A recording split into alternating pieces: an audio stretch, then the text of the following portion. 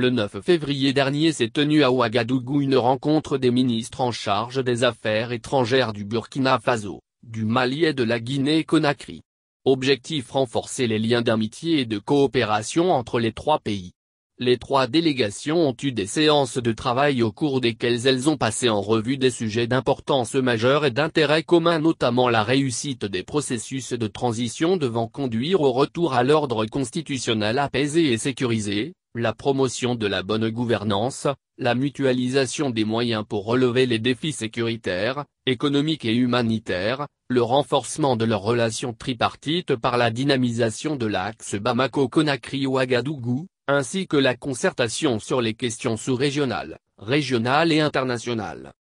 Leur rencontre a été par ailleurs sanctionnée par un communiqué conjoint dans lequel les ministres des trois pays déplorent les sanctions imposées au mépris des causes profondes et complexes des changements politiques, empêchant du coup la participation des pays concernés aux instances régionales et continentales qui traitent des défis majeurs auxquels ils sont les plus concernés, à savoir, l'insécurité, les questions humanitaires et de développement économique durable. Ils réclament par conséquent la levée de leur suspension et, tout en réaffirmant leur attachement aux objectifs et principes de la CEDEAO et de l'Union africaine, s'engagent à répondre aux aspirations des populations de leurs pays respectifs et à faire de l'axe Bamako-Conakry-Ouagadougou un domaine stratégique et prioritaire pour le développement du commerce, des transports, de l'approvisionnement en produits de première nécessité, de la formation professionnelle, du développement rural, de l'exploitation minière, de la culture et des arts, ainsi que de la lutte contre l'insécurité.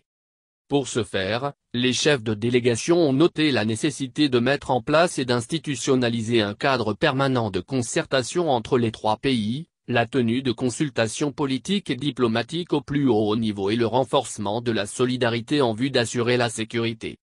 Le sommet n'a pas écarté par ailleurs la création d'une fédération des trois pays, une idée bien accueillie par les populations des différents pays. En attendant de connaître les contours de ce vieux projet antérieur aux indépendances, l'organisation sous-régionale, la CEDEAO, ne cache pas non plus sa désapprobation, par la voix notamment de son deuxième vice-président Sani Malam Chabou. Au cours d'un séjour en Guinée, celui-ci a laissé entendre que l'organisation sous-régionale ne laissera pas les trois pays aller à une fédération. Nous sommes à 15 et nous allons rester à 15, a-t-il martelé, sans que ces propos aient impressionné outre mesure les différentes autorités apparemment aguerries face aux menaces de la CEDEAO.